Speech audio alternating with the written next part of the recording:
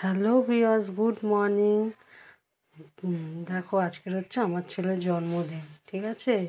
এই যে পায়েস রান্না বসিয়ে দিয়েছি।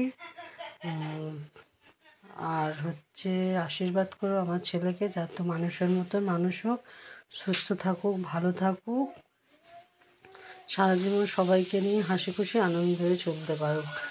এই পায়েস খাওয়ার মধ্যে একটা নিয়ম আছে জানো।